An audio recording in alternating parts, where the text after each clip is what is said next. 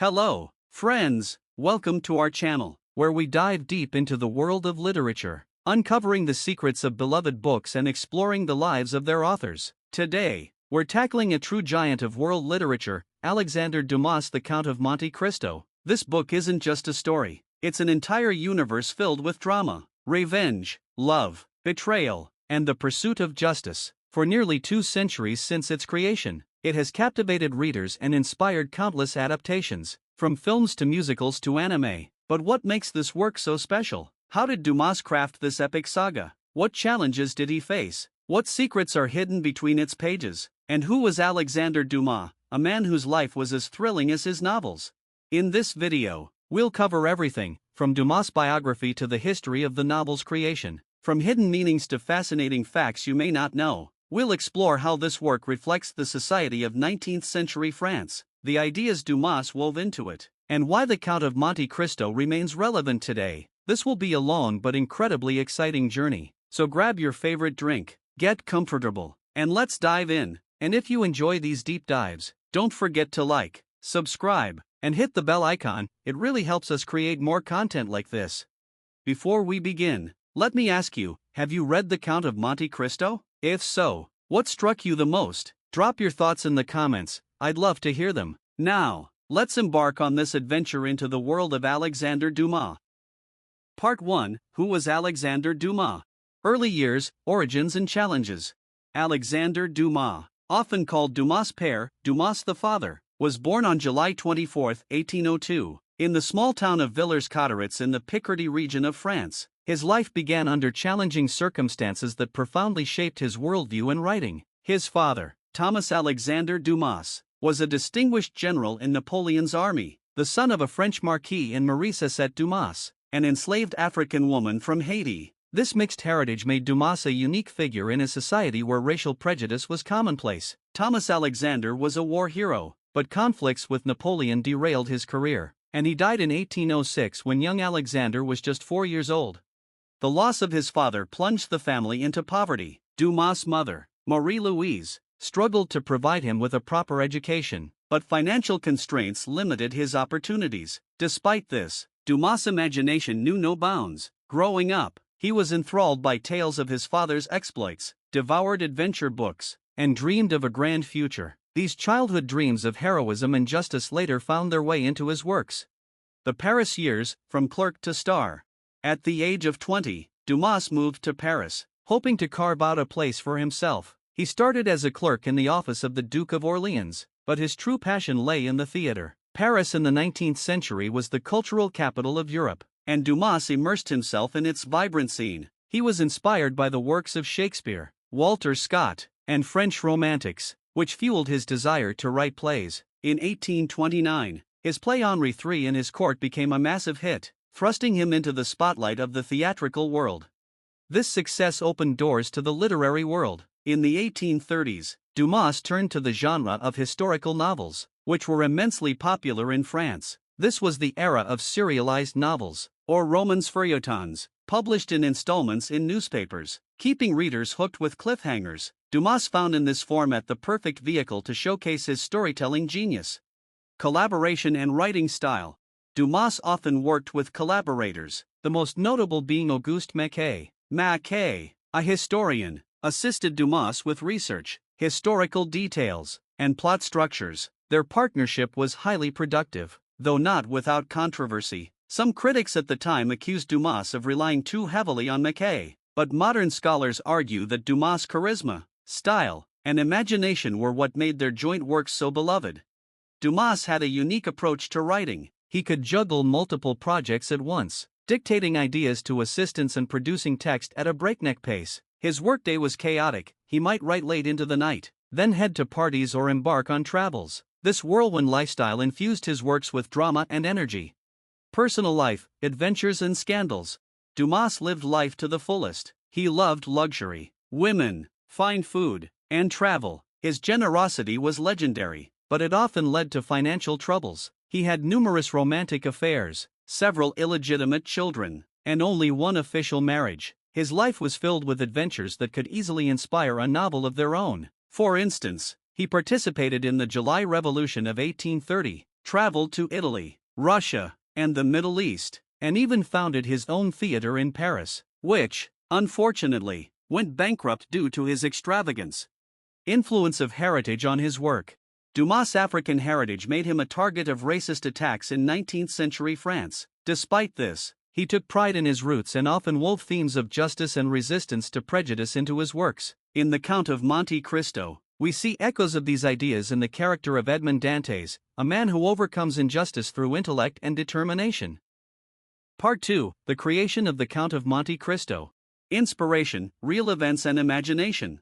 The Count of Monte Cristo, published between 1844 and 1846, was born from a blend of real events and Dumas' vivid imagination. The key inspiration was the story of Pierre Picard, a Parisian shoemaker falsely accused of spying for England in 1807. Picard spent 7 years in the Fenestrelle fortress, where he befriended a priest who told him about a hidden treasure. After his release, Picard used this knowledge to amass wealth and exact revenge on those who betrayed him. Dumas discovered this story in Jacques Puchet's book The Police Under Napoleon, and it became the foundation for the novel.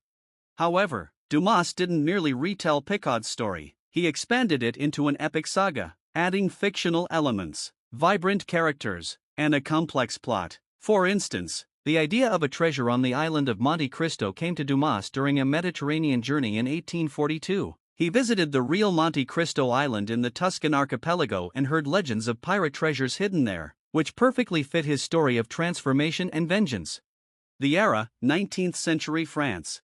To understand why the Count of Monte Cristo became such a phenomenon, we need to look at the context of 1840s France. This was a time of political upheaval. After the Napoleonic Wars and the July Revolution of 1830, society was divided. The rich grew richer, the poor poorer, and ideas of justice and equality were hotly debated. Serialized novels became an escape for readers, offering adventure and drama in a turbulent world.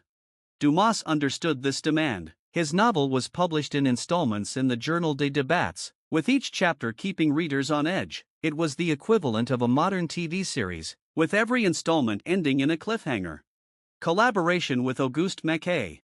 Dumas' partnership with Auguste Maquet was crucial to the novel's creation. Maquet, a meticulous researcher, gathered historical details, verified facts, and suggested plot ideas. For example, he helped recreate the atmosphere of Marseille, Paris, and Italy, where the story unfolds. Dumas, meanwhile, brought emotional depth, dialogue, and character charisma to the table.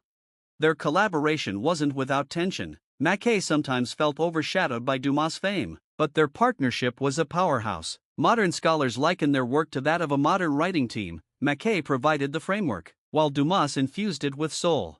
Challenges of writing.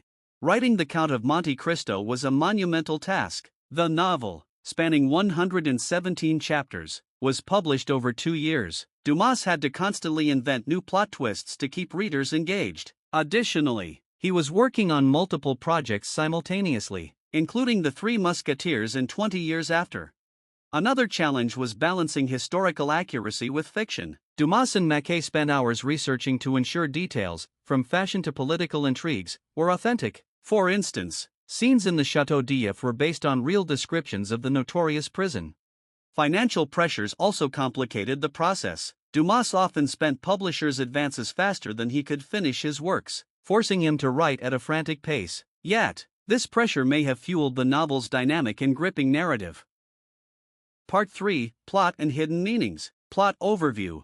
The Count of Monte Cristo tells the story of Edmond Dantès, a young sailor from Marseille on the cusp of a happy life, a captain's promotion and marriage to his beloved Mercedes, when he is betrayed. Framed for Bonapartism by envious rivals, Fernand Mondego, Danglars, and Cadaris, Dantes is imprisoned in the Château d'If for 14 years. There, he meets Abbé Faria, who educates him and reveals the secret of a treasure on the island of Monte Cristo. After escaping, Dantes finds the treasure, becomes wealthy, and transforms into the mysterious Count of Monte Cristo to exact revenge on his enemies. The novel's plot is a complex web of intrigue, with each character playing a role in Dante's grand plan. From Paris to Rome, from bankers to pirates, Dumas created a world where anything is possible. Key themes: revenge versus justice. The central question of the novel is whether Dante's revenge is justified. He destroys his enemies with cold precision, but does it bring him peace? Dumas shows how revenge can become a self-destructive force. For example, in the end, Dantes realizes his actions have harmed innocents, such as his enemies' children. Fate and Providence. The novel is filled with coincidences that are part of a larger plan. Dumas believed in the power of fate, which is evident in the story. For instance, Dante's meeting with Abbe Faria or his rescue by pirates feels like destiny guiding him toward his goal. Social inequality. The novel reflects the class divides of 19th century France. Dantes, a humble sailor, falls victim to a system where the powerful can destroy anyone. His transformation into the Count symbolizes his triumph over this system. Love and loss. The love story between Dantes and Mercedes runs through the novel. Their tragedy shows how time and circumstances can shatter even the strongest bonds. Hidden meanings. Dumas wove ideas into the novel that reflect his personal experiences. For example, Dantes' character can be seen as an allegory for overcoming injustice. As someone who faced racism due to his heritage, Dumas may have seen himself in Dantes, a man who rises above prejudice through intellect and will. Another hidden meaning is a critique of capitalist society. Dantes uses wealth as a tool of power, but Dumas shows that money doesn't bring happiness. In the end, the hero abandons his riches, seeking meaning in simpler things. Part 4. Fascinating facts about the book and author. The real Monte Cristo Island. The island of Monte Cristo exists in the Tuscan archipelago. Dumas visited it during a trip and used it in the novel. Though the treasure is fictional, the island still attracts tourists searching for Dante's treasure. Dumas the gourmand. Dumas wasn't just a writer, he was a food enthusiast. He wrote the Great Culinary Dictionary, compiling hundreds of recipes. The novel's vivid descriptions of food reflect his love for gastronomy. The novel's popularity. The Count of Monte Cristo was so popular that it was translated into dozens of languages during Dumas' lifetime. Newspapers publishing the novel increased their circulation due to reader demand. Dumas Theatre. In 1847, Dumas opened his own historical drama theater in Paris, but it went bankrupt due to his lavish spending. This episode highlights his ambition and recklessness. Authorship controversies. After Dumas' death, rumors spread that Mackay was the true author of the novel. However, the style, dialogue, and drama point to Dumas' hand. Part 5. Impact and Legacy. The Count of Monte Cristo is a timeless classic that has influenced literature, film, and pop culture. It has been adapted dozens of times. From silent films to modern series, the 2002 film starring Jim Caviezel became iconic for a new generation. The novel inspired other authors to create stories about transformation and revenge. For example, Batman's character partly draws on the idea of a hero using wealth and intellect to fight evil.